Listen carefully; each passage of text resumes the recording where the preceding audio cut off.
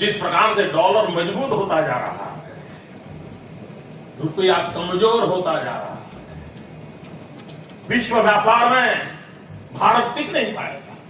विराट कोहली ने अपना 52वां शतक लगाया, जो कि एक रिकॉर्ड था, क्योंकि इससे पहले किसी ने भी किसी एक फॉर्मेट में इतने सेंचुरीज नहीं लगाए हैं। फिर विराट कोहली ने 53वां शतक लगा दिया, जो कि यह भी एक रिकॉर्ड बन गया। उसी तरह रुपया 89.90 पैसे पर पहुंच गया, जो कि एक रिकॉर्ड था, पर अब यह 90 को भी पार कर गया है, जो कि यह भी एक रिकॉर्ड है। तो मुख्य खबर पर आते हैं। बुधवार को भारतीय रुपया अमेरिकी डॉलर के मुकाबले 90 के इंपॉर्टेंट लक्ष्मण रेखा को पार कर गया। ये गिरावट अभी भी जारी है। आज ये मार्केट खुलते ही 90.46 पर पहुंच गया है, जो इकोनॉमी के हालात बताता है, जो कि सिर्फ जीडीपी, स्टॉक मार्केट, जॉब्स या बेरोजगारी का डेटा ही नहीं बताता।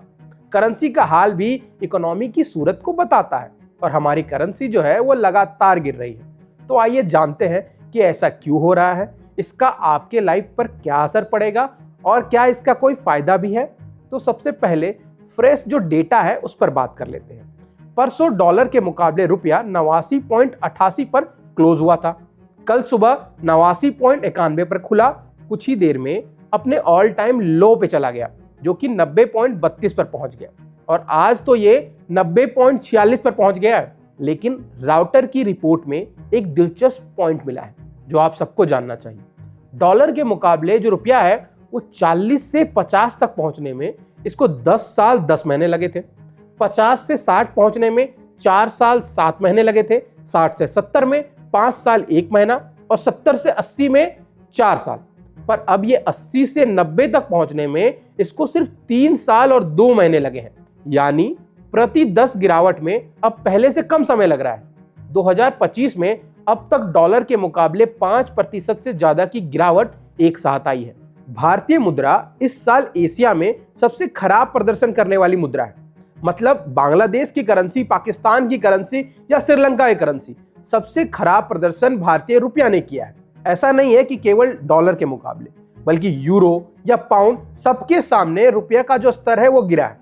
नई दिल्ली में एक कार्यक्रम के दौरान मुद्रा के कमजोर होने के बारे में पूछे जाने पर मुख्य आर्थिक सलाहकार अनंत नागेश्वरन ने कहा कि यह अगले साल फिर से आएगा। अभी ये हमारे निर्यात या मुद्रास्फीति को नुकसान नहीं पहुंचा रहा है। मैं इसे लेकर परेशान नहीं हूं। अगर इसे कमजोर होना ही है तो शायद यही समय है। नवीनतम गिरावट के बाद बार्कलेज के विदेशी मुद्रा रणनीतिकारों ने 2026 तक रुपये के लिए जो अपना अनुमान लगाया था उसको संशोधित कर दिया है। अब वो इसे 92 से 94 प्रति डॉलर पर कर दिया गया है। तो अब इसके कारणों की बात कर लेते हैं। मुख्य कारण जो है वो विदेशी निवेशक यानी FII का बाहर जाना है।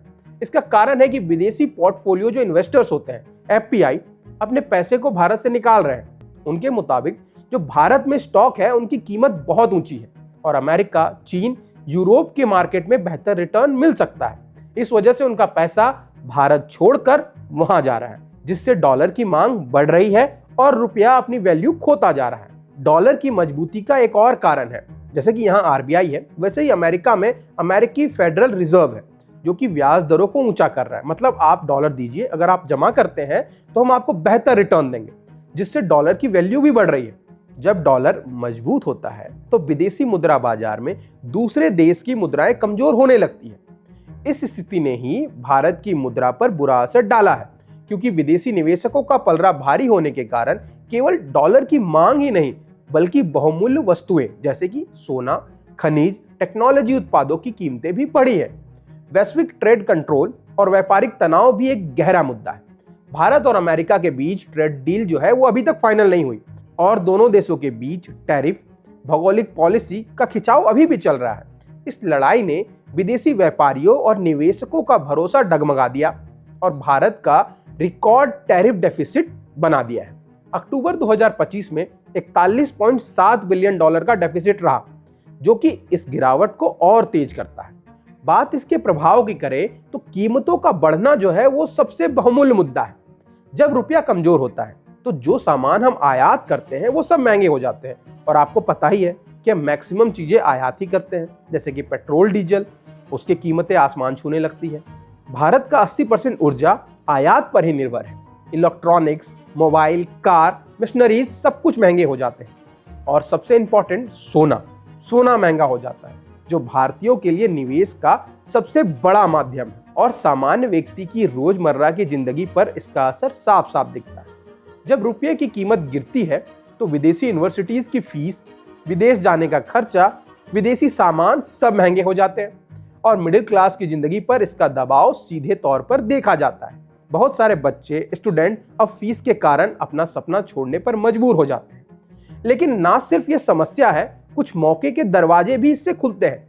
जैसे एक्सपोर्टर्स जो भारत से सामान भेजते हैं, उनके लिए यह सस्ता पड़ने लगता है। उनकी लागत रुपये में होती है और वहीं इनकम डॉलर में। लेकिन विदेशी खरीदारों के लिए हमारा सामान सस्ता हो जाता है, जिससे एक्सपोर्ट बढ़ता है और इससे कहीं ना कहीं डॉलर आता है, पर सीधे तौर पर नहीं।